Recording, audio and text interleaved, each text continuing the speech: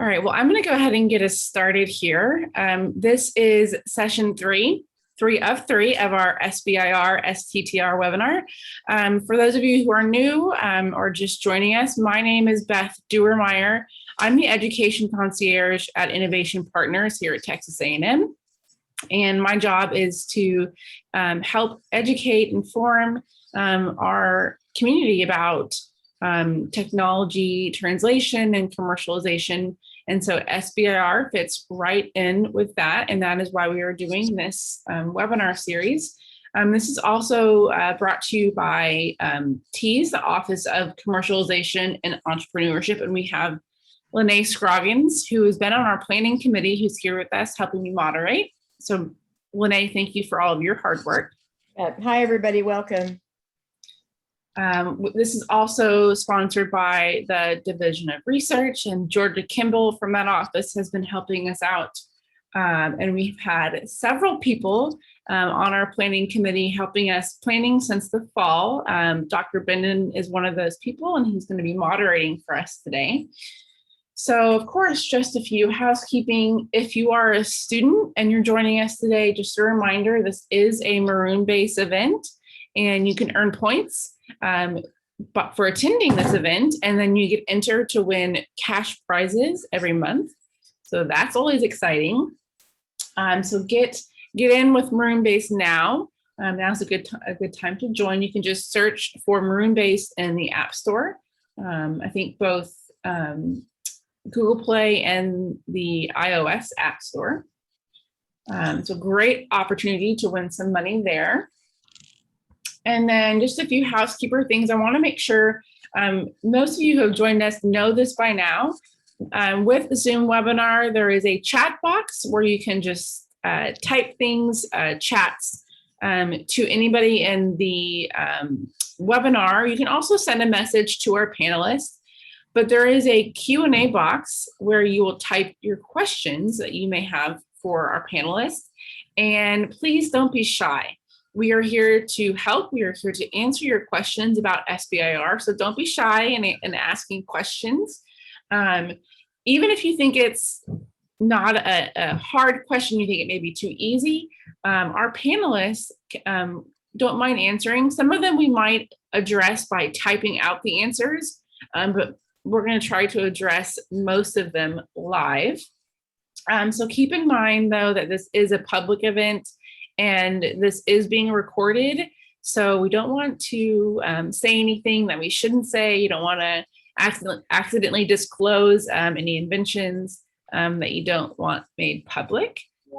So just be aware of that. And then we will, I don't think we have any PowerPoints. Mark has a PowerPoint. So I don't know if we'll be sharing any of that today, but there will be a link to watch this after the webinar if you would like to view it again or to share it with anyone who missed it. Of course, a quick shameless plug for all of my resources. We have lots of educational resources about not just SBIR, but about licensing, intellectual property, conflicts of interest, lots of resources to help you learn about those things. We also have a podcast called Idea to Impact, where we interview faculty about their commercialization experience. Mark was our very first guest on that podcast, so you can hear some of his story if you listen to that podcast. So we'll just get started with the good stuff, the reason why you're all here. We have a panel this afternoon with experts, and they are not just faculty, because we have David Bondwell, who is from Bondwell Technologies, who's also joining us. But I'm going to turn it over to Dr. Mark Benden, who is a department head in the School of Public Health. He is a great resource, a great mentor, one of the most friendly people you'll ever meet. And he has a wealth of knowledge and is going to be moderating our panel this afternoon. So, Mark, I am going to turn it over to you. Thank you so much, Beth. I really appreciate it. It's great to be here. It's so fun to have a exciting SBIR topic to kind of wrap up my day, because I've had way too many meetings on topics that were not nearly as fun as getting a lot of money for your business and your research. So this is good stuff. We'll have a little bit of fun. What I like to do initially is have our panelists, and we'll just kind of go down the list. I've got Dr. Opperman up first, but we'll just go down the list and have each of them just give you a little bit of experience, kind of walk through their SBIR journey. Several of them have multiple SBIRs. Some have had opportunities to participate in SBIRs that weren't for their own companies, maybe as researchers on the sponsored research side. Many of us have, including me, have attempted SBIRs that we did not get, but maybe we got scored or not scored. We've got it. We have experience from that as well. So we can, most of us can tell you what has worked and what hasn't worked. But let me start with Dr. Opperman. Well, thank you. I agree with you. This is always a fun topic. I will admit to the whole group that I am an old gray hair, so all of my SBIRs and STTRs are now considered ancient, starting in about the mid-2000s. My journey started when I had a postdoc in my lab who, on the back of an envelope, had a really fabulous idea for building a new type of distraction osteogenesis device, i.e. a medical device. And we had no idea what we were doing, but decided after looking at all of the grant opportunities at NIH that an SBIR grant sounded like a fabulous opportunity. We lucked into finding a sole proprietorship up here in Dallas, which is where we're based at the College of Dentistry, and visited with Tim, and our journey began because Tim told us how to improve our device, helped us to actually write the SBIR grant, was prepared to use his company as the company that would then sponsor the SBIR grant. And our first attempt at the grant was actually funded. We translated that into a phase 2 SBIR, which we then, the three of us, also decided to start our own company called Craniotech. And Craniotech then launched out and actually did some STTRs as well. So we have a wealth of knowledge and experience with actually doing the SBIRs themselves, plenty of publications, lots of careers that were actually launched out of doing those SBIRs. More recently, I have been subcontract on many SBIRs for small businesses. So actually helping them either in my own lab or partnering them with labs inside the university to do the bench work that is involved with developing some of these devices, most of them medical devices. That also has now progressed to the point where I'm actually a consultant on many of these grants, and the most recent one that I'm a consultant on is actually 2 students out of Texas A&M. One of them is still currently a graduate student who has started his own company. One is going to be a 4th-year medical student, and they are creating an app dealing with caregivers for dementia patients.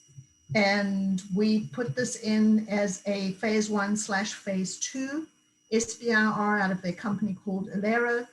And with plenty of consultants and plenty of help elsewhere, because I know nothing about Alzheimer's, and I certainly know nothing about apps and programming, but help them to actually build that team, help them to understand the SBIR process.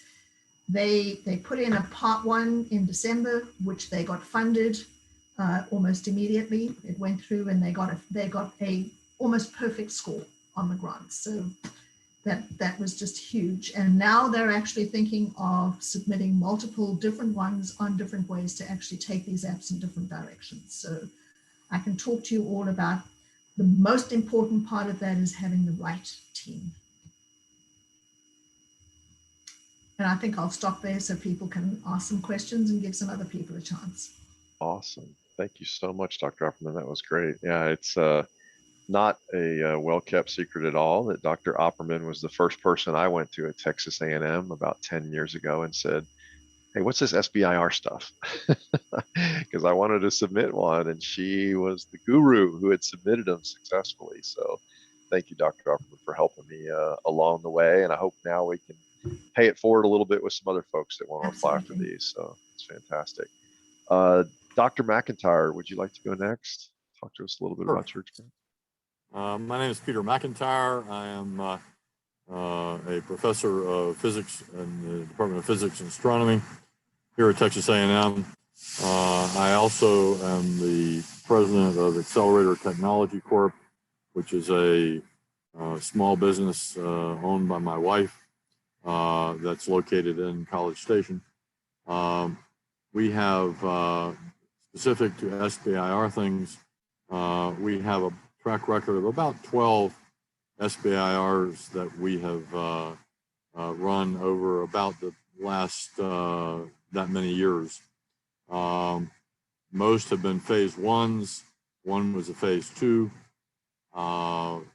We are presently funded in one, and we're about to apply for a phase 2 on that. And I just submitted 3 phase 1 proposals a month ago. The main center of gravity for what we do is in the Department of Energy, but I have also done SBIRs with the Department of Agriculture and with the NSF. So I have, a modest level of experience with them, and kind of a time perspective on how the program has changed, both writ large for all agencies, and also the way it has evolved with several of those agencies and some others. There's a variety of kinds of advice one can give to people who are what you might say newbies with an idea and an itch to that this might be a fit to what they do next. And I'd be happy to delve into those, but maybe it's best at this point to pass on to others for introductions. Thank you so much, Dr. McIntyre. Yeah, I've definitely made a note about that for looking at some of those changes over time. We'll come back to you and get a little more scoop on that. That sounds really interesting. David Howell, do you want to go next? Yes, so David Howell, CEO of Bondwell Technologies. It's a company that I founded with Dr. Sarah Bondos, who was my professor. I did a postdoc in her lab on a biomaterial that she invented. We founded the company in late 17, and I moved here full-time in early 18 after a private equity round of funding. And then we immediately started applying to every date we could hit with SBIRs. It took us 3 tries to get the first one, which is with the NIH, which was a phase 1. And we're now waiting on the phase 2 application that we submitted. So hopefully that goes well. And we were able to get a phase 1 from the NSF after 2 tries. And we'll be submitting the phase 2 on that one here in June. And then we have another grant that's not an SBIR, but very closely related with TRISH, which is a division of NASA's Mission to Mars funding for their space health for translational research. So we've tried several different mechanisms. Right now we're batting about 50%, which is pretty good, I think. But I'm not sure what advice to give at this stage other than, in my experience, talking to your program officer is big, and your letters of support are really big. I feel like we had a lot more success by having strong letters from other companies in the industry that we're going into. That seemed to be the key that put it over, because the differences between the first application and then that third one that got funded, team didn't change, the technology didn't change, what we were doing really didn't change. We just simply had some other resources behind us that I think pushed us over the edge on those. And we've gotten pretty good scores almost every time, unscored that first time, but other than that, we've gotten a score, just not funded sometimes. So that's a brief intro to what we've done, and look forward to the questions that are coming. Fantastic. Thank you so much for that. That really helps. Dr. Smith, can we get a little scoop from you? Sure. I'm Dr. Smith. I am a professor in the Department of Biology, and I'm also the CEO of Sano Chemicals. So my history with the SBIR and STTR program also goes back at least a couple decades anyway. So back in the early 2000s, I did do a lot of SBIR grants, and there are components to SBIRs that does not allow a faculty to basically be the lead PI on such grant. But STTR is a funding mechanism in which active faculty members can basically work to help promote innovation and technologies that they're developing at the university. So right now at Sano Chemicals, we've had about 4 STTRs. We currently have 2. We have one phase 1 and a phase 2 STTR. We are working to develop antimicrobial agents. And so where we're getting our funding right now is through NIH, through this mechanism. Have submitted applications to NSF.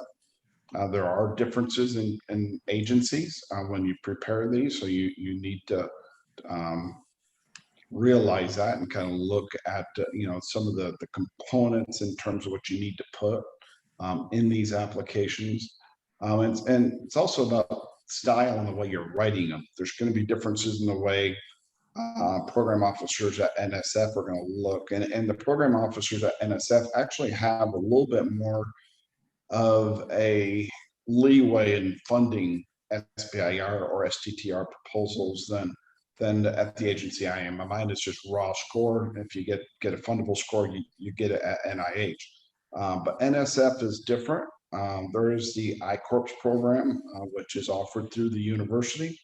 And that does give you an in with the program officers at NSF if you do go through that program. It will give you some background and also kind of give you a little bit more credibility when you submit your applications. So we started actually back in about 2015 in terms of kind of bricks and mortar and doing the STTR type of funding mechanisms. Before that, though, and we're not bringing it up here, but CPRIT also has some commercialization awards as well, and that's where we got our first start, was through CPRIT commercialization. So that's another agency to look at if you can find things that kind of match what they're doing. But overall, I think I've raised about $5 million through these programs. So it's definitely worth your time to be able to basically put in some good applications and move your technology forward. Fantastic. Thank you so much. Dr. Liu, you're up next. Okay. Hi, everyone. My name is Xiaohua Liu. I'm an associate professor at the Biomedical Science, Cultural Dentistry. I'm working with same department with Dr. Opperman. And my research is biomaterials.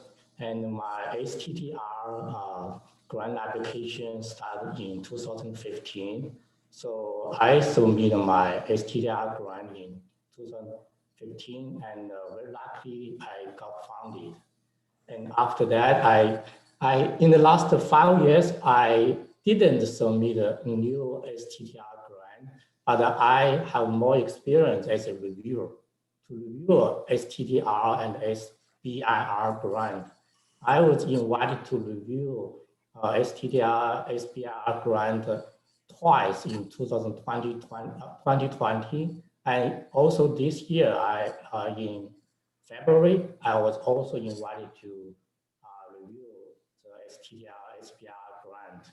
So I may have more experience on review grant instead of writing grant.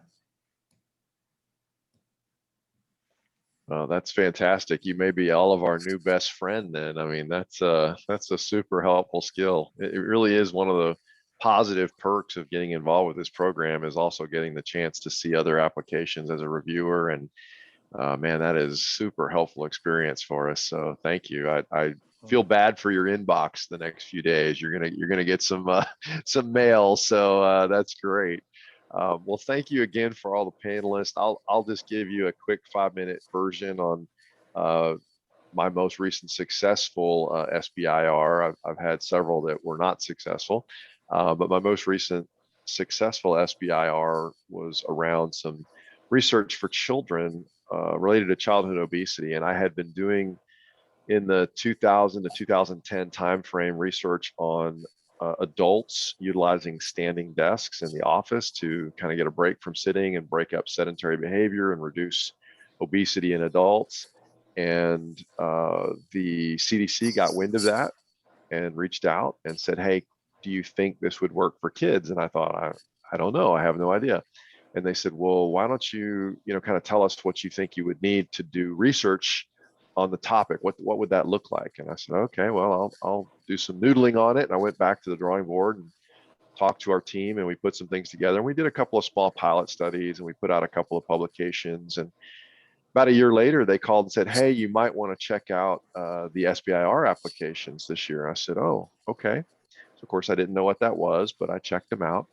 And what we found was that they quoted our research in the call for proposals for this type of activity that they wanted around businesses that could do this type of thing for children in the schools. And so we were ready to go, and we sent our application in. We were successful. We got funded for phase 1, phase 2, phase 2B. We ended up with a marketing cap program after that. I don't know if that's called phase 3 or not, but it comes after that. So you win some free marketing help to sort of help launch your business. So there was a lot of really positive things that came out of the SBIR process for our startup. It was absolutely critical to get us off the ground and get us going. Could not have conducted the level of research that we did. But I think there's a little piece of this that you kind of always want to tie back to Texas A&M. So many of us on the call today, so many of our panelists especially, are faculty, and we are doing faculty-led startups in this case. And so we're involved often, sometimes at arm's length, but we're involved with these startups, and they're the ones who have to apply for these SBIR or STTR grants. And what has happened as a result of that first SBIR is there's been R21s, R43, 44, and then I mentioned the other 2 phases of the SBIR that came, R01s. Other private public companies have also supported our research related to this topic, and then later some spin outs back to the adult office world and helping adults with sedentary behavior. I think there's now 6 dissertations, 5 or 6 master's theses, 25 or 30 papers. Several of these papers are in the top half of 1% of all pubs of all time. Steady stream of royalty revenue for Texas A&M, 5 patents that have been licensed out of the work. And all of that, again, starting really with a little spark from an SBIR. So there's no doubt in my mind that these things are great for Texas A&M. They're great for your career. They're great for academics and students alike. Students often get involved, and I've seen over the last decade, several of the students are actually the ones who got rich, right? They're the ones who really loaded up at the end when it came time, because they got involved as CEOs when the faculty member maybe who had come up with the initial breakthrough was really focused on their research and doing things on campus. That student took the burden of running that corporation and launched out with it. So good for them, good for the university, good for the researcher, the original faculty member who started the process, and I think ultimately good for our public. We are a land grant institution. We are supposed to give our research wings and feet and get it out there to the people. And this process of commercializing things and helping us fund ways to commercialize things, it really does that. I think it really speaks volumes for us as a land grant institution. It's really a critical piece of this. So anyway, that's a little bit about that process and what goes on. I would like to hear a little bit from each of our panelists as we go through today. We've got a list of questions that we've got kind of teed up. We're going to try to lean on our audience for most of the questions, but if we don't get enough to keep the conversation going, we've got plenty of pre-done questions.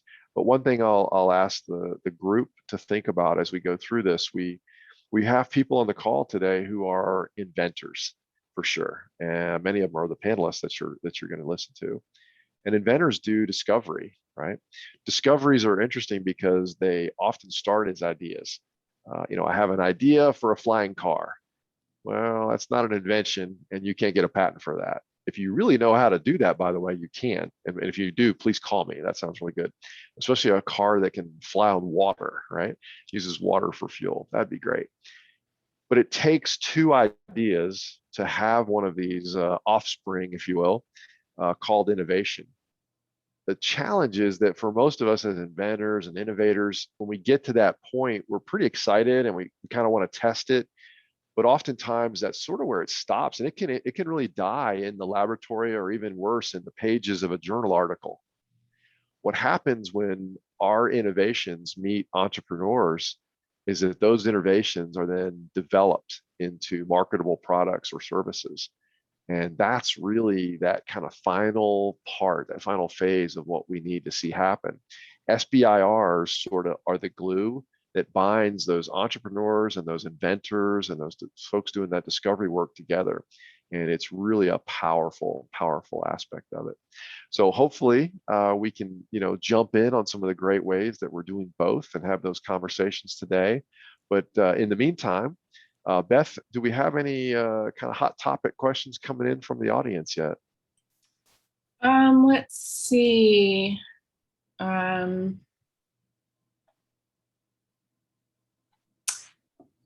Okay, so I'll start with the first one. George asked, please discuss the openness and importance of contacting federal program managers about future solicitations that fit your research plans. Yeah, that's great. I'll just ask any of the panelists to comment on that. I know several of you talked about how important that was.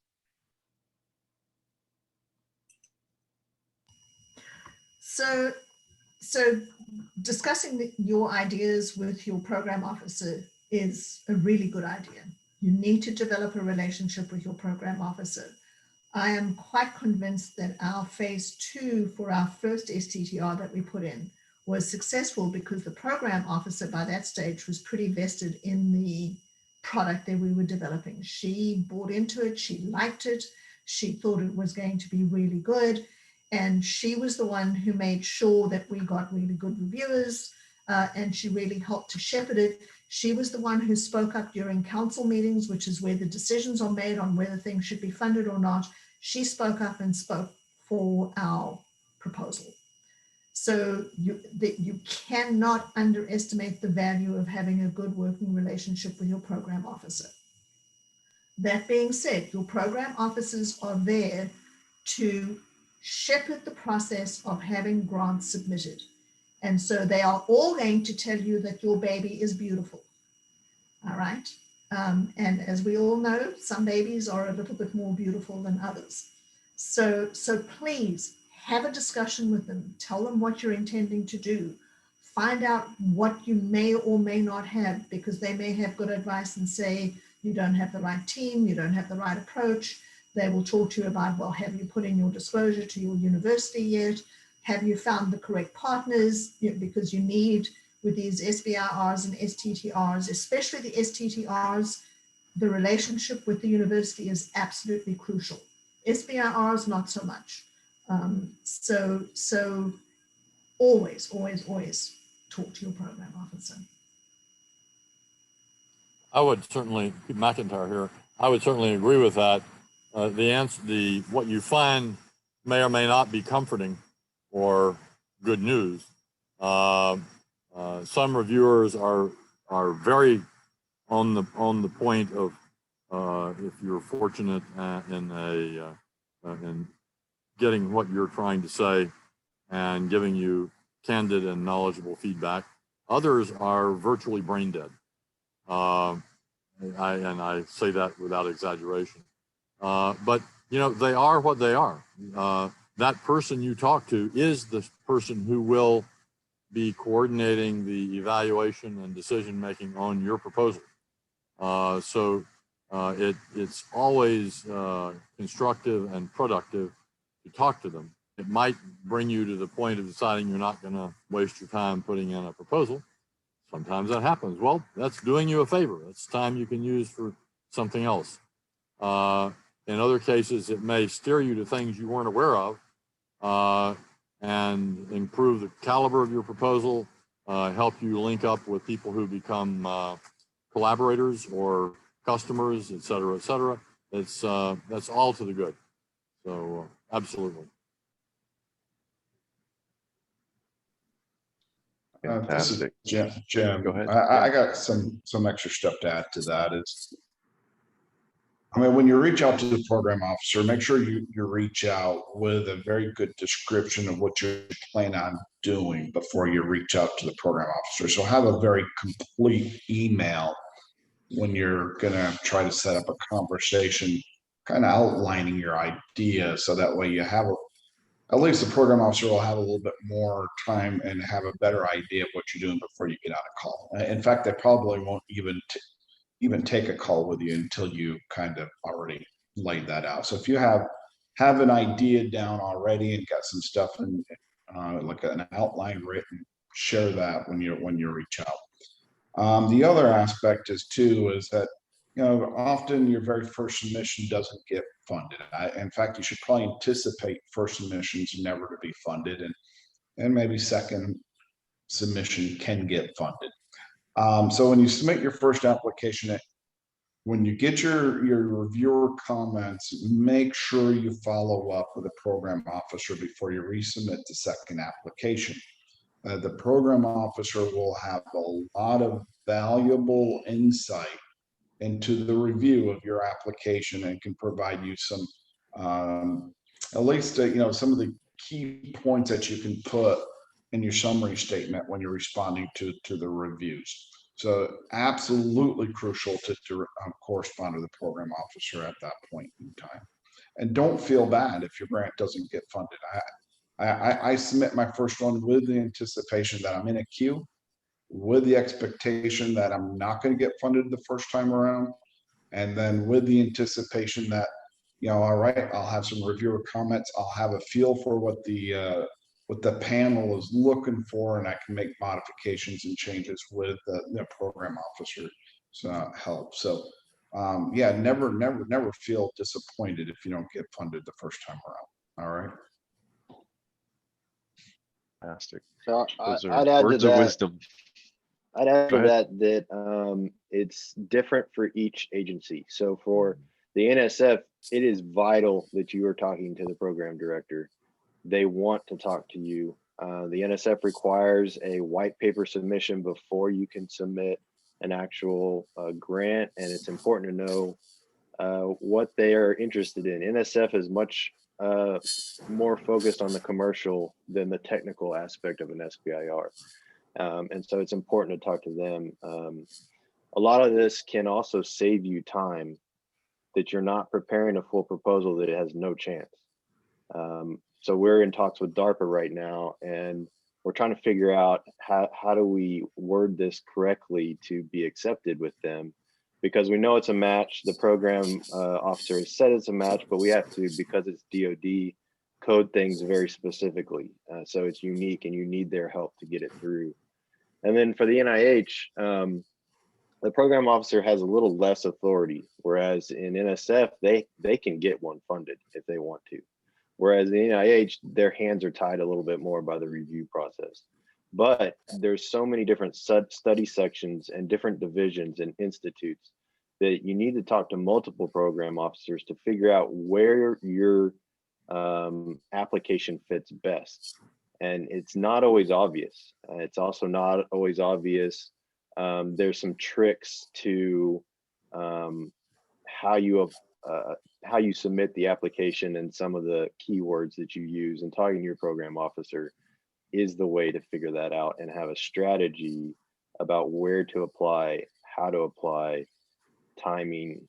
There's lots of factors. It really is a game almost to get this thing over the, even with a good score, to get it still funded. And I would add to that, do your homework. There is nothing worse than going to talk to your program officer and the program officer being the one to tell you that there actually is an RFA on the particular subject that you're wanting to submit an SBIR to, because that basically says you're lazy.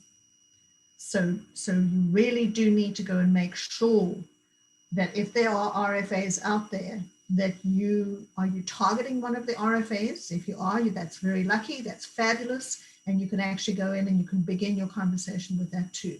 If there is not an RFA and you're going to be submitting to the regular study section for it, it's a little bit different. You can still do it, but you really do need to know what is out there, what kinds of things the various institutes are looking for, so that you don't sound like a complete fool when you go in and talk to your program officer. Fantastic. Well, that's awesome. Well, let's move along to a couple of other questions that we've got coming in from the audience. I noticed one on multi-PI team question. Has anyone ever seen a pair of PIs on an SBIR, and how did that work out? I have not. Normally the PI is the PI, and we typically pick them because of their qualifications and the fact for an SBIR that they're in the company.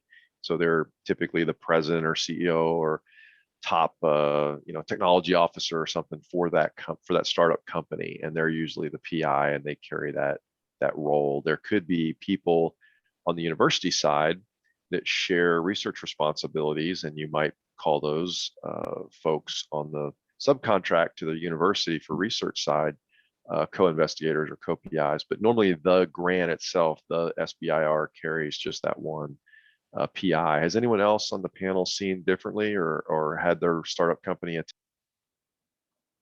Yeah, so our phase 2 is a multi-PI. Part of our phase 2 is production at large scale, and we've partnered with NCTM at A&M. And so because they're doing basically a whole aim of the grant, it's important that they are a PI so that you can use their biosketch for one, but their expertise, that the expert is actually in charge of that aspect of it.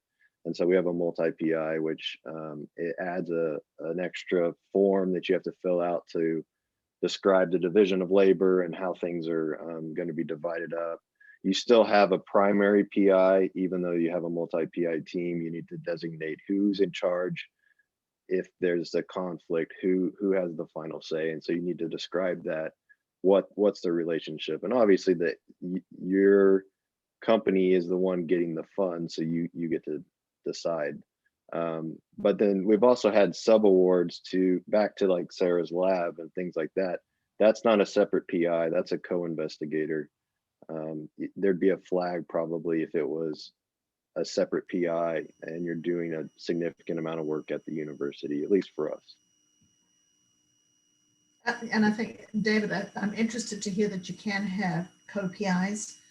What we have done with ours is we've always had the subcontracts where you have a PI of the subcontract, and it's very important for the people inside the universities, especially because they're going to be the professors and you're going to be needing this for promotion, that you're being the PI of the subcontract really should be considered the equivalent of being a PI of a grant for whatever the value of that subcontract is, because you quite frankly are in charge of your subcontract and for conducting and completing the aims in the subcontract. But David's correct, you're not actually a PI then of the overall proposal, unless of course you happen to be the STTR writer, where the professor can then actually be the PI of the complete proposal. Which is great, because that kind of answers the next question from Dr. Tracy Hammond. So a little bit more, Lynn or someone else, just about the STTR and allowing the faculty member to kind of be the main PI of the overall startup company grant.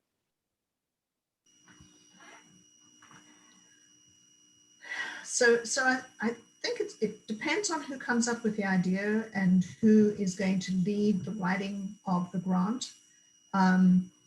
Very often the company doesn't have a lot of experience with grant writing or with writing manuscripts, and they're used to writing things like white papers.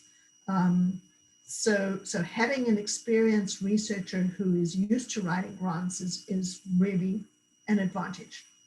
And in that case, you may actually have that person then writing the STTR as the primary PI.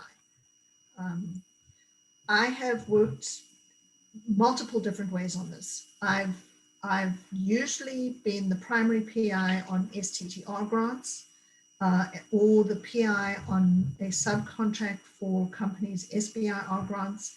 I will write my subcontract portion of it completely. So I design our experiments, and of course you do it in cahoots and collaboration with the PI of the overall proposal, because you're testing whatever their device or product is as they are building and developing it. And it usually comes back as a test retest, and you write that into your protocol, how you're actually going to be dealing with that. So it's so important to have a good relationship with all people involved in the grant. I did work with the company once in the early 2000s, where they essentially said to me, we need you to do X, Y, and Z. And they wrote my portion for me and sent it to me and said, this is what you're going to be doing. It got funded, but quite frankly, I never developed a really good working relationship with the company because of that. And it was the only time that we actually did a proposal together. I've worked with other companies where we have done multiple grants together because we have a fabulous working relationship. We visit each other. I've worked with a company out of Florida. I've worked with another company out of Georgia. And we fly to see each other. We take each other out to dinner. We still, one company I haven't worked with for several years, but I'm still in touch with the CEO, and we exchange emails. So if you've got a good working relationship, that is going to be absolutely critical. Right. Any other panelists comments on the CEO aspect of a faculty member for the STTR versus SBIR where it's not allowed? I can give a little bit of insight in that. So I am actually so basically the STTR has got some, and this is just off the top of my head, and the exact numbers may be different, but the STTRs, even if you are the lead faculty and you're a faculty member at the university, they still have to be filed by the company, regardless of the fact. But you can still PI the application, even though it's going to be submitted by a company. The distribution of funds through the STTR is something that people don't really understand, is that a significant portion of that has to come back to the university. So a portion of it goes to the company, and a portion goes to the university to fund the university portion of the application. You can't separate the university from the STTR application. They're both partners in this. Likewise, is that being a faculty member, any intellectual property I come up with is property of the university. I license that. The whole point of this is to help commercialize intellectual property being developed within the university. Likewise, being the PI on the application, even though I am the CEO at the company, the innovation that I do at the company is still innovation that is still part of the university. You can't separate the fact that where my primary employment is and the responsibilities I have to the primary employment as a university. So you can't separate out intellectual property aspects if it was developed while you were the PI under this particular application. So it's about 40% has to go back to the university, so you can actually fund part of your lab efforts towards, and my research is antimicrobial development, and I'm trying to commercialize some new therapeutics, which is nice because my lab is also at the university working on the same effort. So it's really nice if what you're doing at the university kind of parallels what you're doing in the company. You can make a really good partnership between both places. So you don't really necessarily have to partner with another company. You can start your own company and you can basically work and try to get these efforts going. Does that answer the question for what the person was asking? Okay, I think so. We'll have them comment in the chat or the Q&A section of of Zoom here if that didn't work for them. But yes, thank you. Yeah. We have another question from Chris. He's a postdoc. And maybe Dr. Liu, you could take this. Of course, postdocs, as I understand, are a little more subject to the employee rules, like a faculty member, compared to a student who has a little more leeway when it comes to intellectual property. So his question is about, he's got an idea that could be a startup company. Should he take it to his PI as a postdoc, or should he kind of go off in another direction, maybe by himself? For this question, I'm still not very clear. So for the postdoc, does he have the IP, or this IP belongs to the mentor? So that's what I want to know. If the IP, like this technology, the no viral gene delivery, this technology belongs to the postdocs, like the mentor. I think the PI should be the mentor instead of the postdoc. If the postdoc, he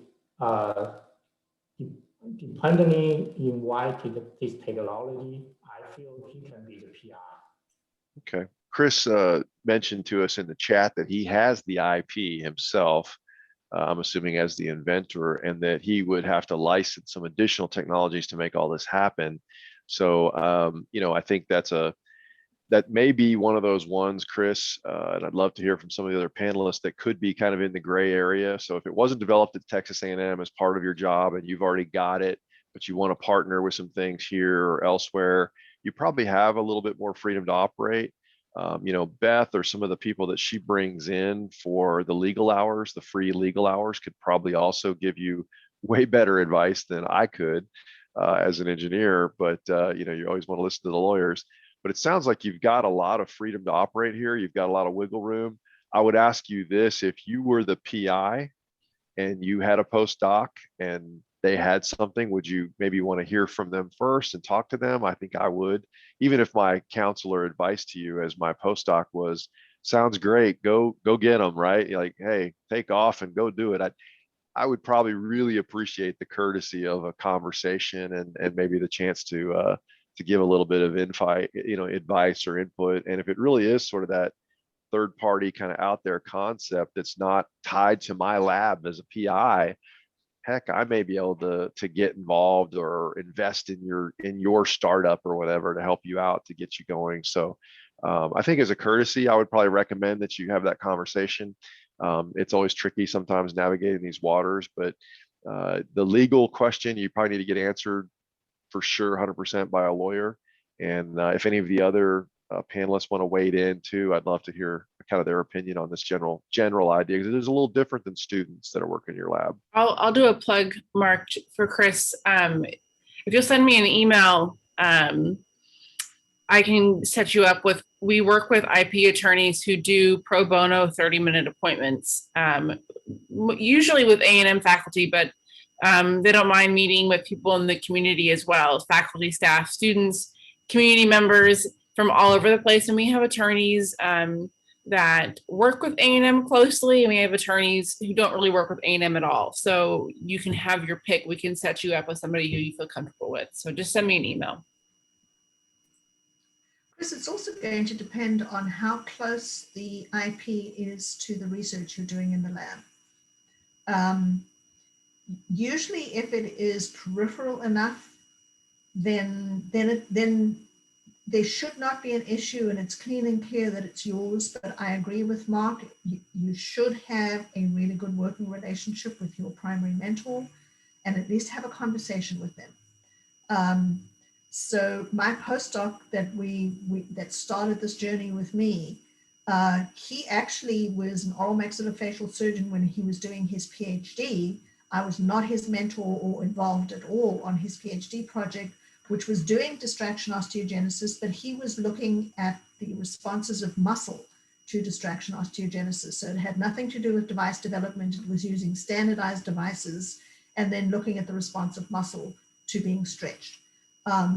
So when he came into my lab afterwards, because he really wanted to work on the bone aspects of bone distraction osteogenesis, which is where I had expertise, he started having that conversation with me. And I basically said, I know nothing about device development, but I'm really interested in bone. And if we can make devices that don't fail, that I would really be interested in helping him do that. And Mohammed actually went on, after he left my lab, he became an assistant professor in Georgia. He moved on to be a full professor there, and he's now a department head in California, based on a history of doing this kind of device development, based on the grants that we got, based on all the publications that came out of it. So a good working relationship with your mentor can be a huge advantage and really doesn't have to subtract from it at all. That's fantastic. It looks like from your chat, Chris, that you need to talk to a lawyer. This is a pretty tough thing to navigate. Your employment contract with A&M is pretty tight, so you need to talk to a lawyer.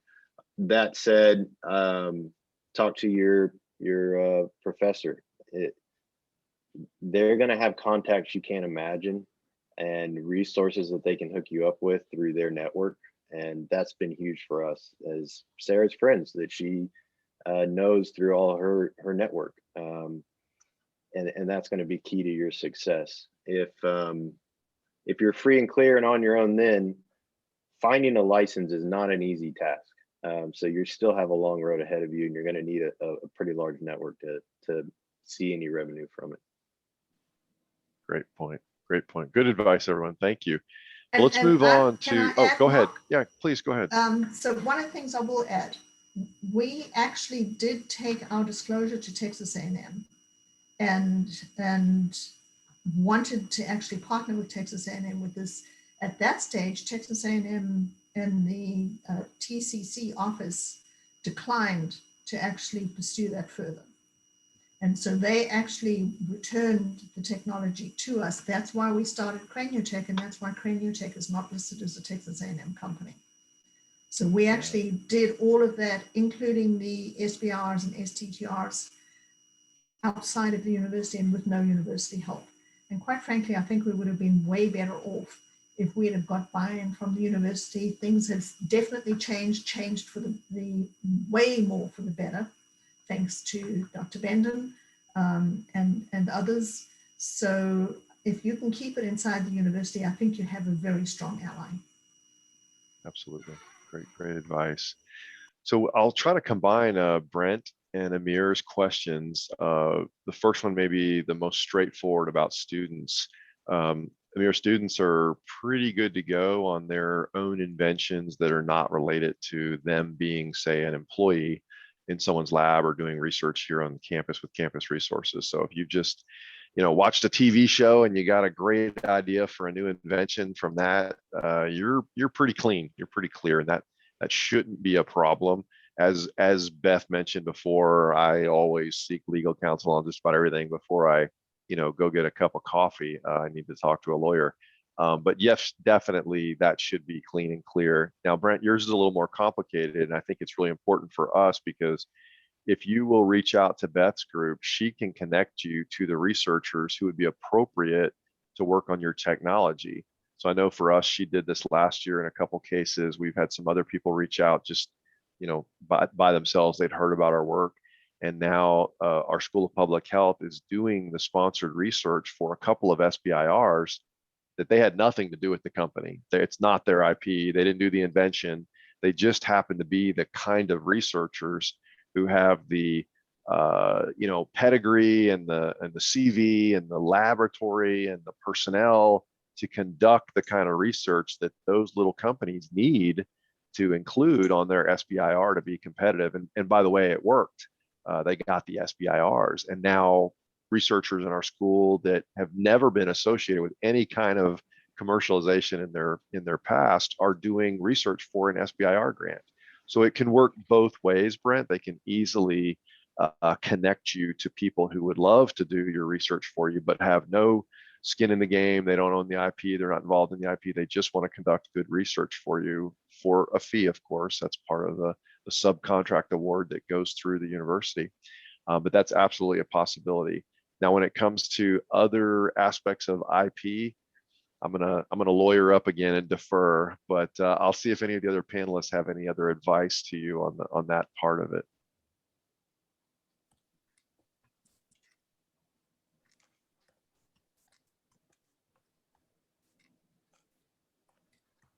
So again, we had an aspect of our projects that we had built into it to do finite element modeling of the devices that we were building to find out which was the best conformation of these devices going forward.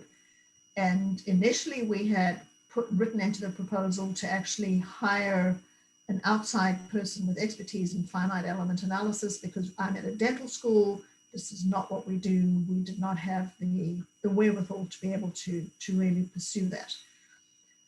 We found it difficult because the people we were trying to contract with were way more savvy than we were. They understood the legalities and the contracts and ownership, and we were battling.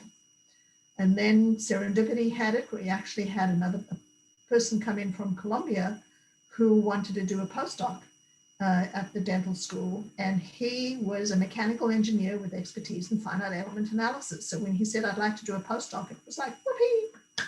And he came in and he did his postdoc with us. And it was a funded postdoc through our grants because we had the money to do it. And he did all the finite element analysis for us. And it was fabulous because he also wanted to write up the manuscripts, and they're all published. And he went back to Colombia, and he now has a track record of doing this. And he is working with companies now doing that kind of modeling for them. So that's very good. Very good point. We forget so many of the different kind of byproducts and offshoots that come from these efforts. Even when sometimes the effort to get the SBIR funding is not successful, you can create relationships and start partnerships that will produce fruit in other ways. Maybe it's research in your laboratory through other sponsored means, or partnering with other types of corporations because you've done some of the homework, or you've done the literature review, or you know what type of experiment needs to be done next. And maybe you pivot that to an R21 or an R01. So there's many, many opportunities for why this is a good idea. Jen Shang, you asked a question about the panelists looking as a mechanism to do this type of research in the laboratory. And absolutely, this is a great way to get funding. I always tell young researchers in particular, it is a little scary and daunting if you're going for tenure to be involved in things around commercialization, because it can feel like you're on sort of loose footing with some of your peers and colleagues who don't know that much about it and may not even have a favorable opinion.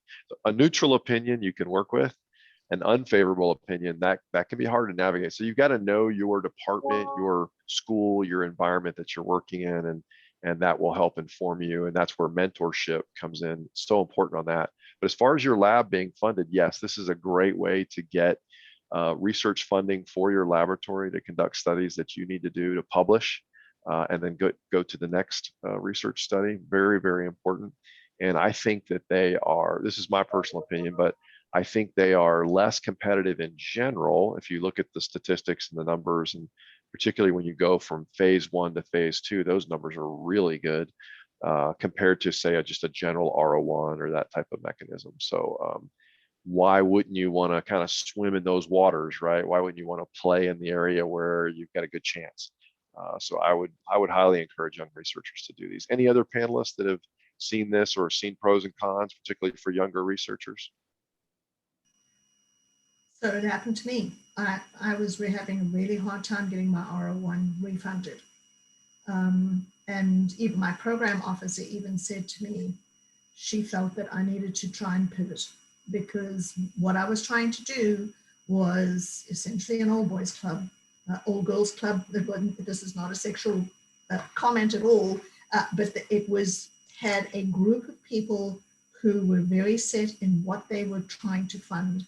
And it seemed that I just was not going to get a foot in the door to get my R01 refunded. So, of course, with Mohammed coming along with his idea on the back of an envelope and us getting an SBIR was a complete pivot away from my background as a developmental biologist. But we used a lot of the developmental biology, understanding distraction and the response, the bone to distraction devices. So it really helped inform us. And that was my pivot.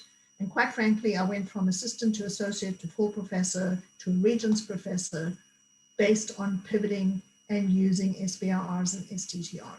So I really strongly believe that they are valued, and that patents are valuable, and that it can absolutely be counted towards promotion. Well, Dr. Opperman, I think that's what the young people call dropping the mic. Wow, that's oh man, look at that. Dr. Smith, did you have anything else? Any other advice for some of the younger researchers on the call? Yeah, I would just say that it depends on the type of research you're doing and your mindset. So if your research is applied research, that can be hard sometimes getting R01 with an applied research application.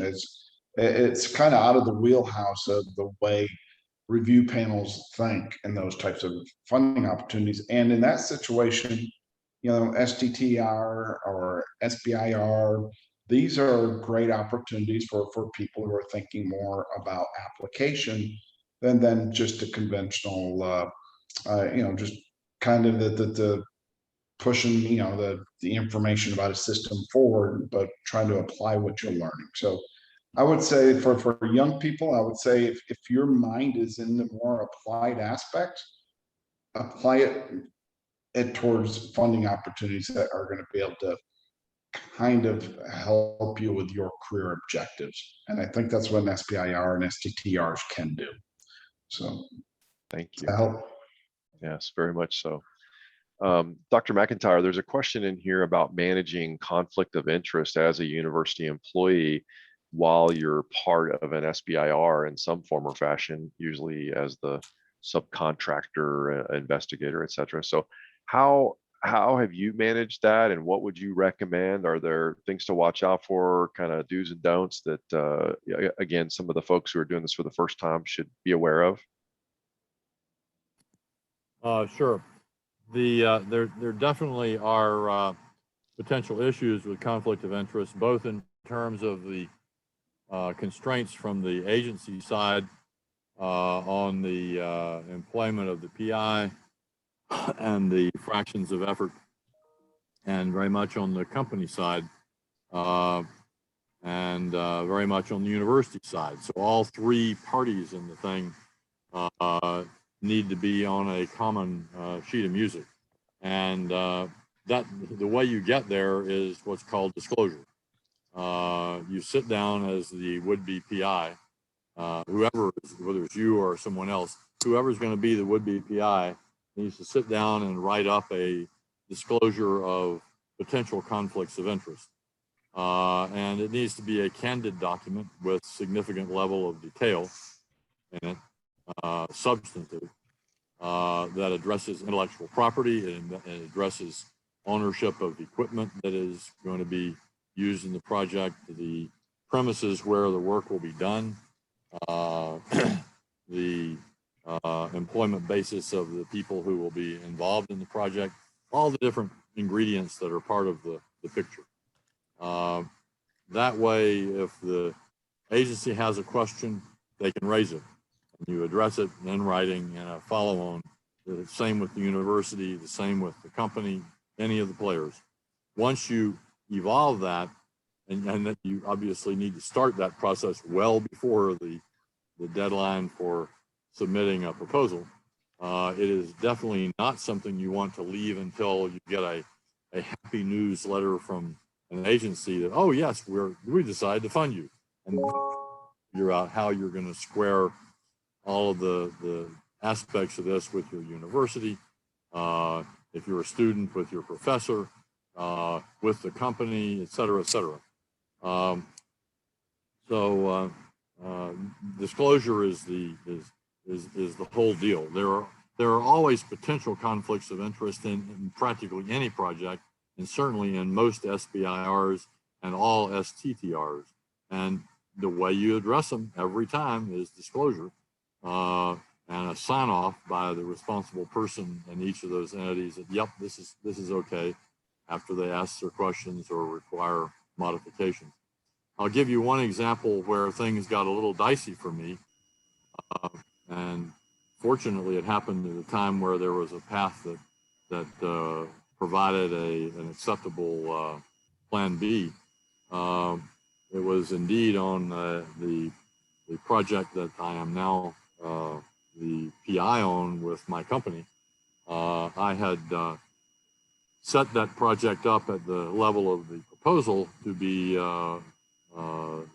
done with the principal investigator being a man who's worked with me for many years, both with the university and with my company as a postdoctoral scientist. Really excellent, full capability kind of person. And he would have been able to run this project no problem as PI. Well, as those of you who've been in this game know, 6 to 9 months goes by between when you put in a proposal and when you get either funded or not funded to do it.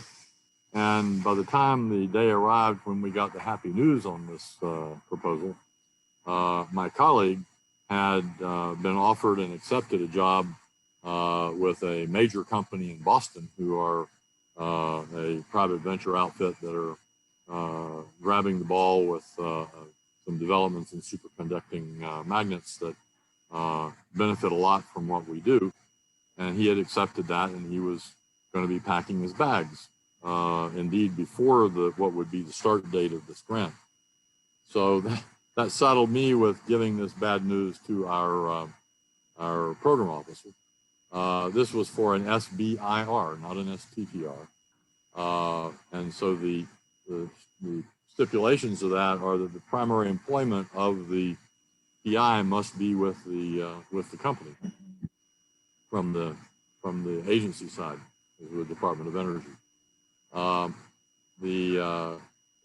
Another development had happened, however, in the same time. I'm now 73 years old, and I had opted to take a 3-year phased separation agreement with the university. So effective this fall, I dropped to 50% level of effort and 50% paycheck with Texas A&M as a professor. So I then I looked at the situation, looked at my very few and really only one option, and wrote off a letter and also made the phone call to the program officer at DOE, explained the situation to him, said, as it happens, I'm dropping to 50% with the university. So I would propose that I will serve as the PI for my company on this project. I have a senior technologist in my group who could serve as PI for the subcontract under it that will be that is happening at the university. And so it addresses all of the wiring diagram constraints that the agency had. But it's right there on that kind of gray edge because I'm 50-50. And so so with that fully disclosed to them, they said fine. And so that's the way we set it up. That's the way we're running it. Everybody's happy. And that's disclosed to the university, to the DOE, et cetera, et cetera. But the answer is a very short and sweet thing. Disclosure is the way you handle it. Yeah, great advice. It's kind of like planting a tree. The best time to plant one was 20 years ago. You know, the disclosure, the best time to have disclosed was a long time ago, back when it first started, not today, but if today is your only option, disclose today, immediately, and disclose fully. You know, most of these things for universities and companies around the whole disclosure topic, it makes the people involved, particularly inventors or faculty members, feel just a tad bit naughty. And I think they're probably set up that way to sort of make sure that anything that would make the state or the university or your department, your college, look bad in the press, look bad in the newspaper, anything your mom or your family members would be embarrassed of to see you associated with being written up in a story, they're all supposed to prevent that. So these are good things. We all want these. Nobody wants to be in a newspaper story or a Twitter feed about some terrible sounding or looking appearance of a heinous conflict. So the best way to do that is to have people who represent you at the university be able to stand up very comfortably and say, oh, no. We knew everything. It's all out on, it's all on the up and up. It's all on paper. We have people managing this. It's all good. Everything's fine. There's nothing here. And that's the side of this you always want to be on. And there's really no cost or penalty or problem with disclosing. The only problem is when you don't, or you don't do it properly. That's where problems can come up. So yeah, I think that would really be the best way to handle all of that. Jalen had a good question, and he's asking about, you know, the successful movement to phase 2 and phase 3, and then how do you get, you know, companies and businesses to scale and kind of go to that next level. I can tell you from my own experience from that, it had a lot to do with the good commercialization plan, and that commercialization plan not just being something that got you funded, but that you could actually live with and work with, and that would be a thing that could get you to commercialization. Another trick that a lot of grant writers use, this is really common for all researchers, is they write grants to research ways to do something they've already figured out unfunded in their lab. And what they really need the money for is to take it to a higher level, higher fidelity of research, you know, more subjects if it's human subjects research, better quality, more controls or less controls. But they've pretty well got it figured out that this is looking good, right? They're down the road a little bit. So if you've got a really early stage concept that is, man, it's 10 or 15 years. Let's say it's in the medical device or pharmaceutical area, and it's 10 or 15 years minimum from really being something that could be on the shelf. It may be hard to do what you're talking about in an SBIR and taking it from phase 2 to phase 3 and right then immediately kind of being commercialized. In some of the more applied areas, maybe like Dr. McIntyre with physics, or some of the things that I do in the built environment, we may be able to get there in just a couple years after successfully proving something out in a phase 1 and phase 2.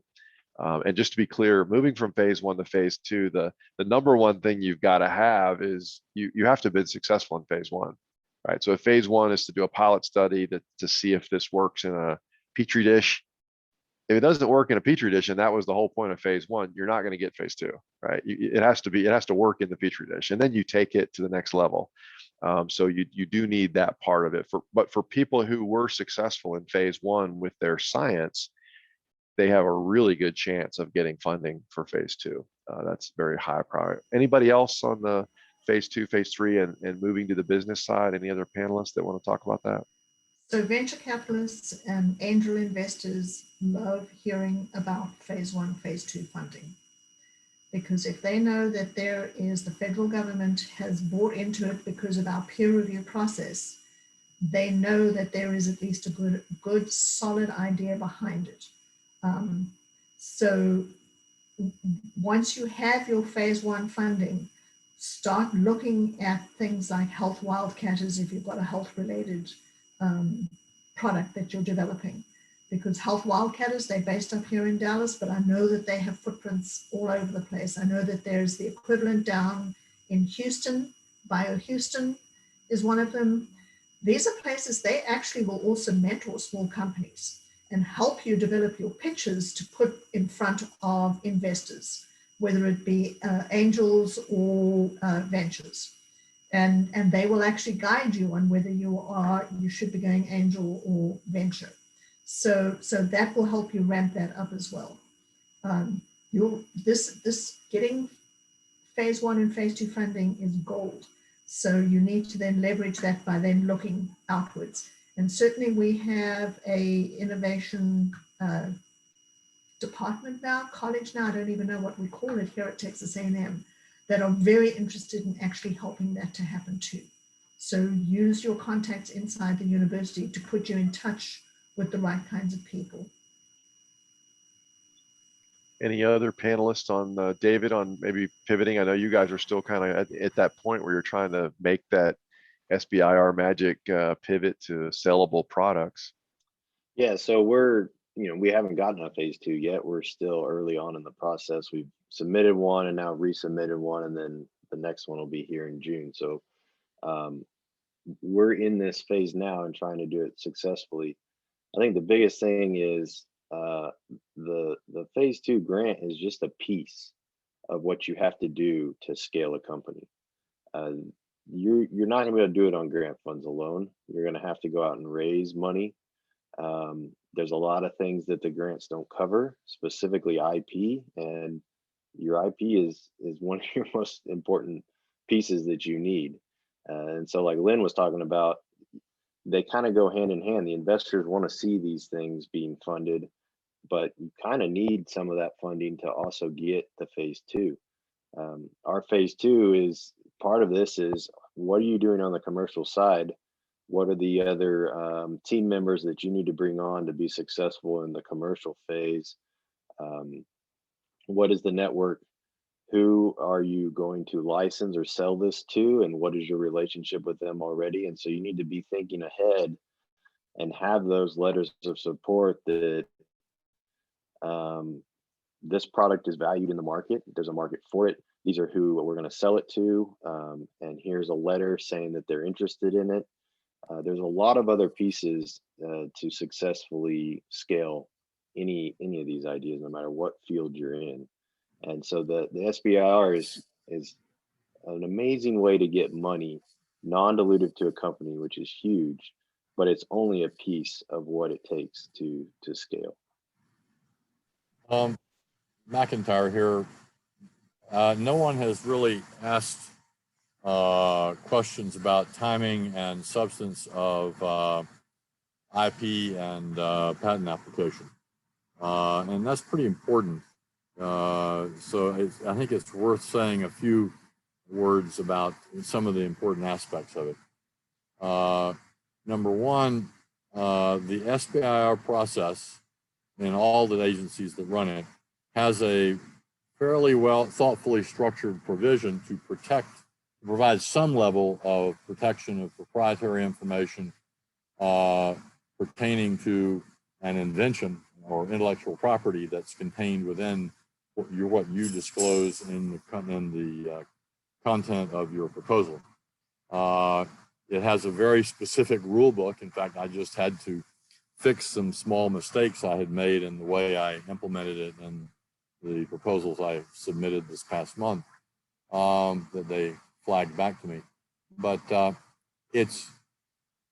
lawyer will tell you that that level of protection is the first order only as good as the paper is written on. That means that perforce the agency is impaneling a panel of experts to judge your proposal. It requires them to enter into a confidentiality undertaking before sharing your proposal with them for them to evaluate. Nevertheless, it's a leaky sieve level of protection. The most prudent thing to do, but also a pretty time-consuming and potentially daunting thing if you've never done it before, is to file a provisional patent application yourself, the inventor. Application is a short and sweet technical language documentation of what you believe is original about your idea and what potentially profitable applications that it would lead to, and what you consider to be novel in its nature that no one else has done before. So the key criteria that you need to address are novelty on the one side and the potential to be possible to move into profitable practice for some purpose. To write a provisional patent application in principle is something that you or I or any person knowledgeable about the technology or the basis of your invention could sit down and write. It needs to be detailed. It needs to have graphics that make clear what's you have invented and how it works. It needs to have supporting data wherever possible that would quantitate how it would work and how it would provide a performance in some way that has not been done before. Once you file that with the patent office, it gives you a 1-year window in which you have the full protection of the patent process in patent law, that you have that window of opportunity in which to go forth and develop and submit a full patent application. That, unless you're very good at it and experienced, is something you really need a lawyer, a patent lawyer, to do on your behalf or with you in partnership. That first step on the trail, the provisional patent application, is not always, but frequently, a very prudent step to take in that window of time where you are preparing your SBIR phase 1 proposal. It's a big piece of work to do along with the preparing of the competitive proposal. So it's not a small undertaking. But if you don't opt to do it, you may find that you come to regret it later. Looking further down the line at this phase 2 and phase 3 thing, when you go out to a for-profit company who makes products that have, you think or hope, the potential to be a right player to take the technology you have now proven at a next step in your phase 1 or your phase 2 SBIR, and evolve it into an actual product they can go forward and make money off of, and maybe save people's lives, and in general do some positive purpose in the world.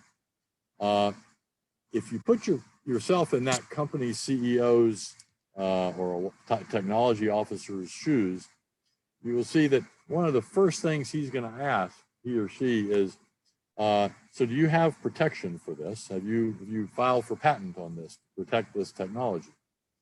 And if you say no, then he or she will begin asking a series of questions. Well, have you published some papers about this? And if the answer to that's yes, you will be able to see a kind of shudder come down over his eyes. And he will politely show you to the door and wish you well. And why is that? That's because for that company to invest their money in developing a product using your technology can only make business sense for them if, having made that investment, there will be a significant period of time when they're the only ones in the world that can go make that better mousetrap and sell it and put it into wide practice. If instead they go make the investment and then GE or Microsoft or whoever can just say, that's a cool thing, let's go do that, then they can focus their resources now knowing how to do it and scoop the deal. And unfortunately, your company that you had flagged into it to start with will find themselves overtaken by larger fish. So this is a really quite central issue. You protect it first and foremost to make it something that has good prospect if it's successful as a technology and actually being used in a product. So that's a path of thinking that you need to explore. As Beth said, there are pro bono snapshot windows of attention you can get from actual patent attorneys for the asking from her office that can give you a first read of that, knowledgeable read of that, and give you some sound advice. I'm just a physicist. I mean, I hold about 15 patents now, but so I know a little bit about this stuff. But the patent lawyers do it all day for a living, and they can give you wise and knowledgeable advice. The filing fee, if you were to write a provisional yourself, is literally a few $100s. That's the deal. So it's not a bank breaker, even for a graduate student. But the other flip of it is that once you file it, you've got exactly 1 year, 365 days before you have to either yourself or persuade the university, if this is something that's part of your role at the university, or persuade a company to foot the bill that can be anything from $5,000 to $25,000 to prepare a full patent application. So just a lot of things to think about. You need to think about them up front so that kind of like that disclosure thing. There will come a time when it's too late. And when you have published the first paper that discloses the key aspects of what, and you know, as a university-based inventor, the thing, when you invent something new, you are proud of having invented something. And your your academic impulse is, I want to write a paper about that. I want to give a talk at an international conference and tell the world what a wonderful thing this is. Well, that's a great thing. And that's a perfectly natural and appropriate instinct for a professor or a student. In the case, however, where you're talking about intellectual property, it is alas the case that you need to first write that provisional patent application and be sure that it has within what is said and drawn up and documented there, the essential, very specific ingredients of aspects of this thing that later on in a full application, you would anticipate at this early date, things that you would consider to be making as claims in a full patent application. Now, if the person listening to me is a layman who's never written a patent application, you won't even know what a claim is. And that's okay. You go to one of Beth's pro bono patent lawyers, and in a half hour of scanning through what you've got as a technical description of what you've done and asking you some questions, that person can help you structure a first shot at some claims, which would be the things you would need to be sure to articulate and make very crisp and clear in that provisional patent application. It's good. It's good advice. We all need to remember that. It's super important for researchers because we do get a little ahead of ourselves sometimes. So thank you, Dr. McIntyre. We had another question from Brent about the idea of partnering with the university for essentially just sponsored research. And I know quite a few of you have had experience on that. I know that David has used his company to hire some sponsored research in the laboratory and others. Lynne, especially with all of your experience in engineering. Anyone want to kind of comment on how they would recommend to him, sort of how to go about that, and maybe just loosely what the general terms, kind of the university overhead and so forth, full and directs, how that would apply?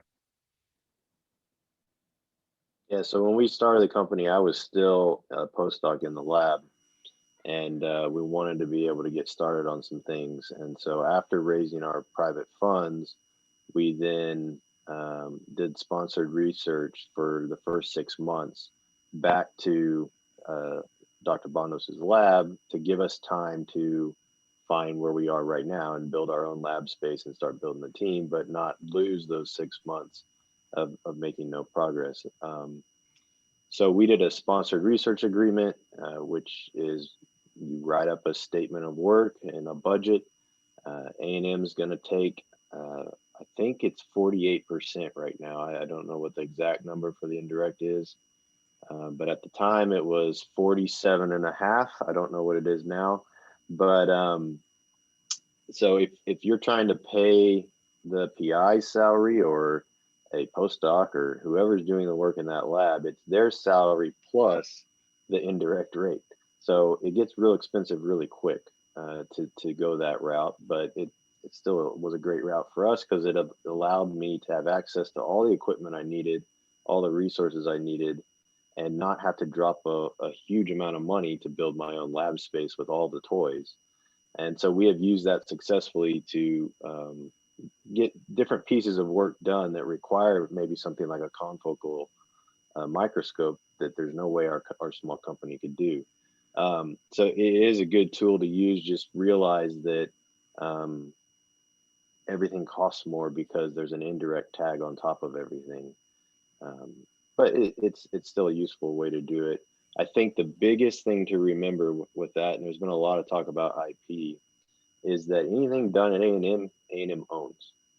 And so if you're trying to separate things out, like our company has IP that we own, and we don't let A&M touch that for a very specific reason. Now we have IP that's licensed from A&M, and so then we can do some things there. But if you're trying to separate out, or you have financial conflict of interest in any way, a subaward will potentially negate some of that. So you have to be really careful about what you're doing in the lab if you're separated out between the company and the lab. And a lot of you that are professors can probably speak more to that than I can, because I'm fully broken away from the university at this point.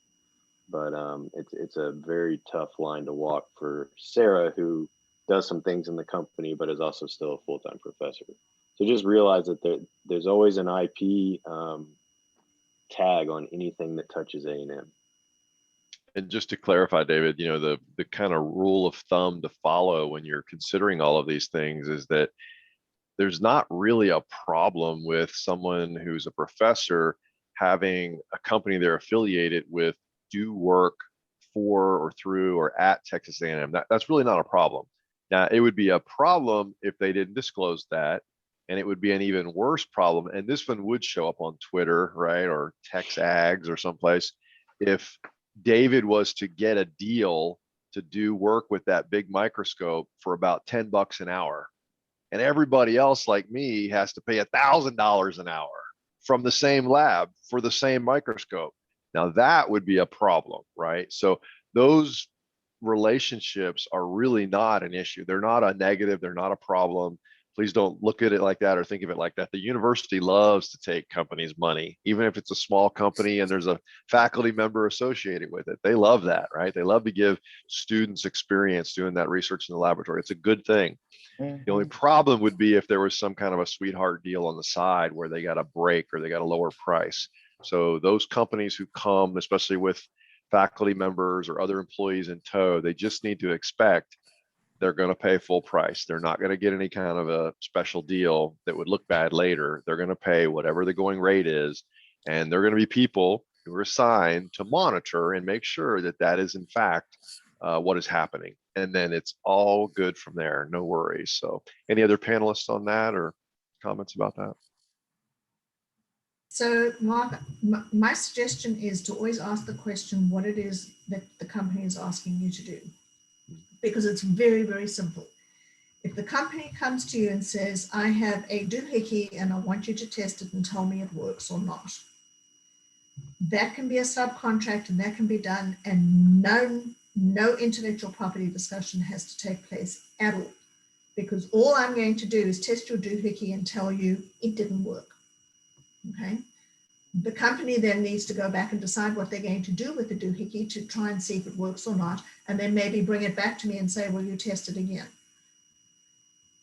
If you are going to ask me to test it and then tell you how to make it better, if it doesn't work, now we're talking about doing an improvement on your doohickey, and now we have intellectual property that might belong to the university. So it may sound like it's not a distinction, but it is very much a distinction. So as soon as you are asking the university to help you improve or further the development of a product, the university is going to own some intellectual property associated with it. But if all they are doing is they are part of your test retest cycle and they are basically saying it's still crappy. I mean, I worked with a company where they brought to me an endodontic material that killed every cell I put it in contact with. And I basically said to them, it's killing cells. Yikes. And they came back to, yeah, we published it. The company, allowed us to publish it. But they came back with a modified material that the cells then lived on. And we then started taking it and doing preclinical animal studies with it. But it had an unacceptable inflammatory response to it. And so we said to them, it's making these animals inflamed. And again, they went back and they looked at what was different about that and other products that are on the market. They modified it, they brought it back to us, and the information was gone. We do not get any intellectual property associated with that because they do not ask us, how do we reduce information? What could it possibly be? What are we looking for? None of that, okay? So it was nice and clean. And it's a conversation, you need to educate the faculty and the students inside the university about what the distinction is, about what it is that you want to do. Now, sometimes you want the intellect of how do we improve this, but then you have a discussion and you build a contract that says, what we have up to this point belongs to the company. Any improvements from this point on will be new disclosures and new inventions added to it. And then you share in that invention. Clean and clear. Yeah, good advice. It all I works would like out to nice in the end. add Go ahead. one more thing to this is that Yes. it sounds like everybody's trying to figure out how to kind of navigate around with the IP in the university. But from my perspective is that it's been quite helpful to have the university as a partner in the endeavors in which I've been working in terms of developing.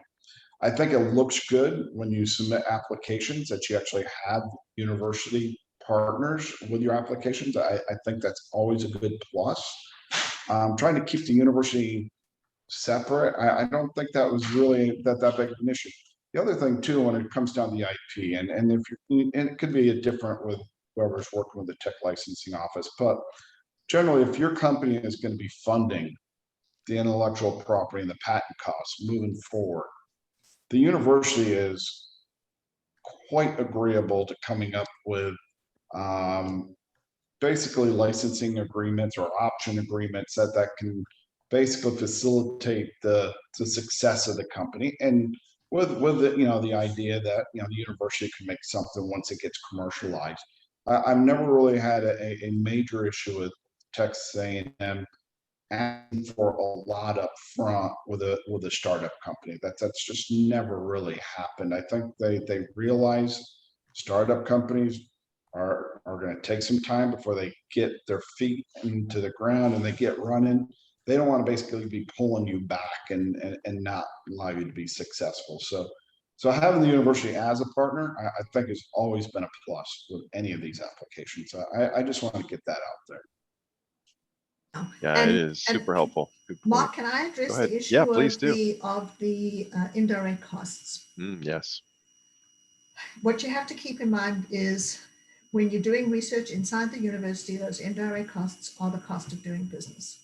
Okay, so it is very difficult for industry to understand that we are hampered, believe me, we are, when we're writing R01 grants and we've got to put in a grant where almost 2/3 of the budget of the grant is going to be indirect costs that might trickle partly back to your lab again, but the rest of it is going to actually help keep your labs up and running, which is what indirect costs are supposed to do.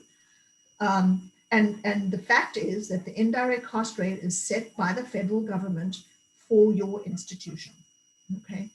We cannot give you a cut on indirect costs because quite frankly, if we're audited by the federal government and they find out that we're giving favors to small businesses that we're not giving to the federal government, we will lose our indirect cost rate and we will not be able to do research. So the best way to have conversations with small businesses and large companies, anyone who wants to do sponsored research, is to get our sponsored research office to help by giving you what is called a fully loaded budget. And what they do is they build the indirect cost rate into your costs. So when you put in your salaries and you put in the animals you need to buy and the materials you need to buy and all of that kind of stuff that needs indirect costs associated with them, that fully loaded budget does not have a line item saying indirect cost. It gives the cost of doing research and doing business. And so you never have to have the conversation with the company. You merely say, this is my budget. This is how much it's going to cost me to do the research. Okay. And that oftentimes helps to get over having that, yeah, I know 2/3 of the budget is this damn indirect cost rate. If we could make it go away, that would be fabulous, but we cannot. Well, I think the other thing to realize is the university is cheaper than going to a for-profit company for the same thing.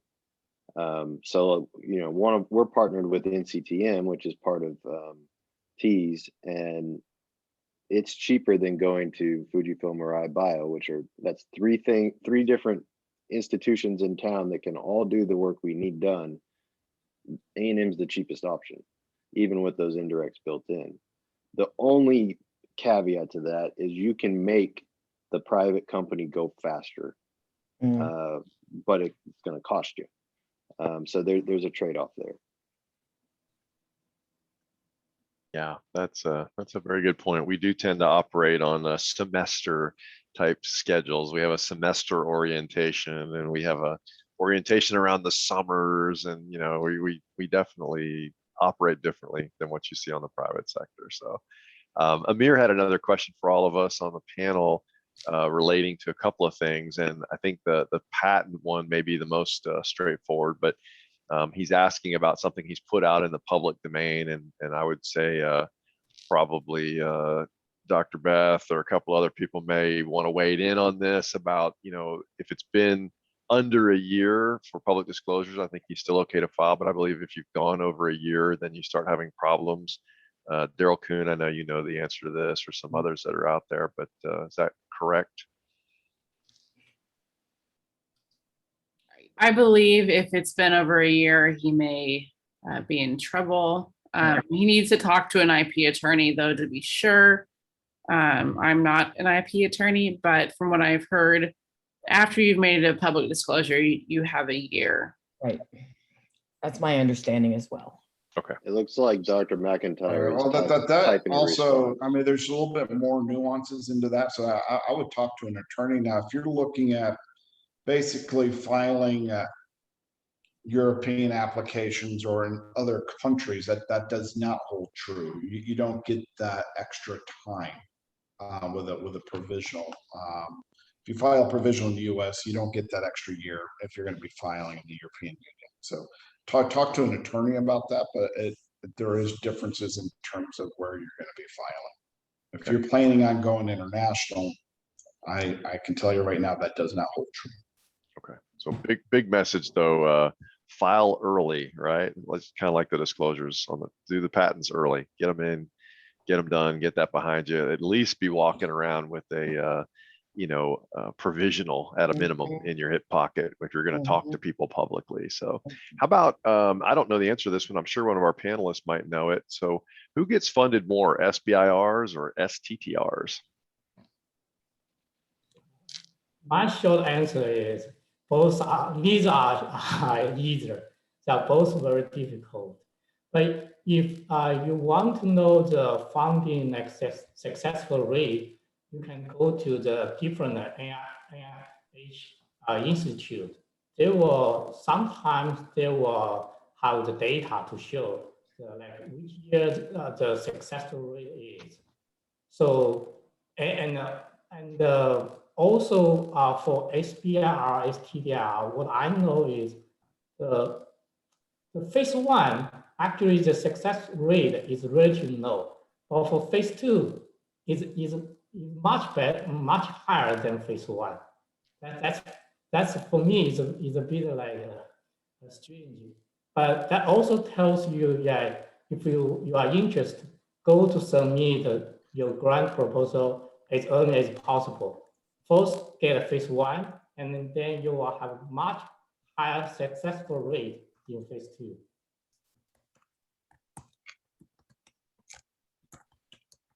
Yeah. Anybody else on that? I think that's very sound advice from our chief reviewer who's done all these reviews. So that's good. Good advice. I would say it depends I do think we've got some others. Go ahead, David. Yeah, please. Sorry. I would say it depends on what type of company you are. If you're just starting out and you're still a professor and you're writing this while still a professor and your company is on paper only at this stage, an STTR is probably a good decision for you. Because SBIRs, you're playing with large companies. A small business is 500 employees or less. So your competition is much steeper in the SBIR. Now, STTR is a much smaller pool of money. So the rate of funding is, I think, fairly close, but it's more of a strategy based off of who you are and what you're trying to go after. For us, our first one was an STTR, and we took advantage of having the connection to the university, which a lot of companies don't have. But our other ones have been SBIRs, and our success rate was the same for both of those applications. But I would say it really depends on who you are, and having the ability to partner with the university does always look better on paper, regardless of which one you're applying for. Excellent questions and answers. Thank you all. This is good stuff. So we have a few others to try to kind of wrap up here. There's a little bit of information on the chat box that Ahmed is asking about related to the 50% PI employment. I think we've talked about that a little bit already. Maybe, you know, Dr. Smith, you may be able to clarify. I think you've worked with this issue, but around being in a private company and trying to start other companies by working on it part-time. If you can take a look at that one, maybe help us out there.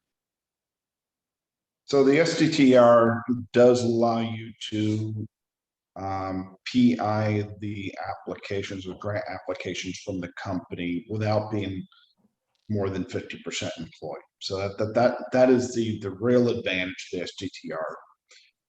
The point in that is that there is realization that sometimes additional effort at the university and within a company that can really only be done by the PI to really move technologies forward to where it needs to go. And that's the whole point of this, is to really move the technology forward enough to where it can get either licensed or developed to a point where you can get other funding opportunities. So that is the advantage of it. So STTR, I am a full-time professor at Texas A&M University. I write in a portion of my time for the company, which is, basically in terms of the summer months, like you do with any grant, and there's a small portion there, and then there's a small portion that I put in at the university for summer salary. And so again, this is where disclosure and making sure you're not taking more time than what you're allowed to from the grant funding agency. That's why it's really important to communicate all this to the university. SBIR, on the other hand, it would be good if you have a really sharp postdoc working under you that looks really good on paper. Then you could basically let them kind of spearhead and be the PI on the application, and you don't have to worry about your involvement. You can get a partial involvement through basically a contract back to the university. So that is a big distinction between SBIR and STTR, is that it gives the investigator, who is still a full-time employee at the university, a little more flexibility to try to move this technology forward, and in hopes that it's going to get to a point to where it'll gain momentum on its own once it gets into the company. Tara here. One thing that's worth noting in this connection is that it's a little bit in following on something that Dr. Smith pointed out. It's perfectly okay in an SBIR to designate a person who is at the time of submission, and indeed at the time of doing the work, a graduate student at Texas A&M as PI of the SBIR. I have done at least three, I think perhaps 4 SBIRs in that way. The agency's actually kind of like that. It's got some new blood there. It's best if that person has under his or her belt some public out of what they've been doing in their university connected research that are pertinent to what's at issue in the SBIR. But it's perfectly fine to run them as PI on that project.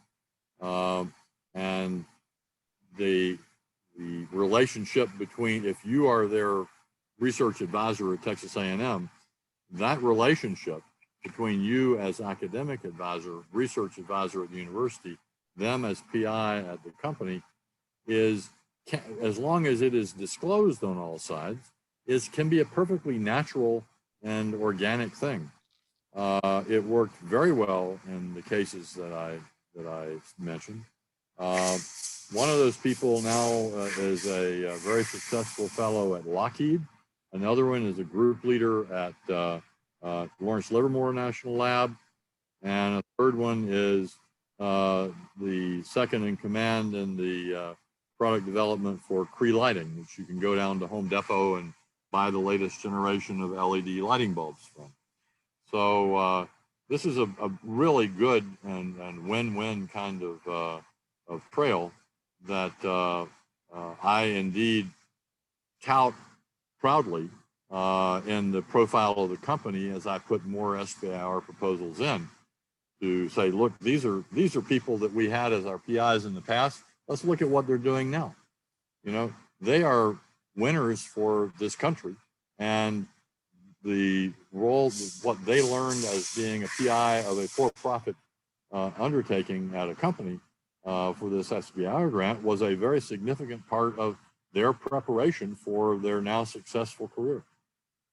So you can play these things very candidly and straight up into their best advantage. That pivots perfectly. Thank you, Dr. McIntyre, into our final question of the day that Amir is asking about seeking out mentorship and help on some of these intellectual property related things. And Amir, what I would tell you with this group, knowing most of them very well, they're going to love to help you out and give you advice. I would tell you, as one of your first pieces of advice that I will give to you is, it still would be a good idea to get a non-disclosure agreement if they're not directly in your world, in your lab, if this isn't a university thing, if you've got an idea as a student that's kind of outside of the university, before you take it to anybody to share and disclose, I would get a non-disclosure agreement. You can get help from Beth and others who have access to legal counsel. These things are available on the web. At least a standard agreement that says, hey, I'm gonna tell you the secret, recipe. Don't tell anybody. And then let's have a conversation about how you might help me with that or even get involved in it. That's just always a really prudent way to do business, no matter who it is. But yeah, I would start with that. And then I think you're gonna get some great advice from this group of folks. So thank you all. Thank you, panelists. Thank you, audience. Beth, do you wanna wrap things up? This has been fantastic conversation. Yes, thank you. And Mark, thank you. You were amazing. Panelists, you guys were awesome. Thank you so much for taking 2 hours out of your day, your very busy days, to be on a Zoom call, which I know by now none of us want to do. So thank you so much for giving us your time and for mentoring, offering your advice to not just, staff and students and faculty here, but to people outside of the university, and I greatly appreciate it. For those of you who are listening, if you don't know any of the panelists' emails, please send me an email. Drop me an email. I've put it in the chat box a few times. I'm going to put it there right now again. I can connect you to any of these folks or point you in other directions. We do have IP attorney office hours, and those are open to anyone. We actually have in-person appointments tomorrow, and we have one more virtual session coming up later this month. And those are free 30-minute appointments, first come, first serve. They can help with any questions you might have that are IP related, but also business questions as well. So that's a great resource that we have available to people. So we're going to end right here at 6 o'clock. Again, thank you to everyone, and we will be sending out a recorded copy of this so you can share or re-watch if you would like. But thank you for joining us, and we'll see everyone hopefully soon. Thanks, everybody. Thank you. Thank you, everybody.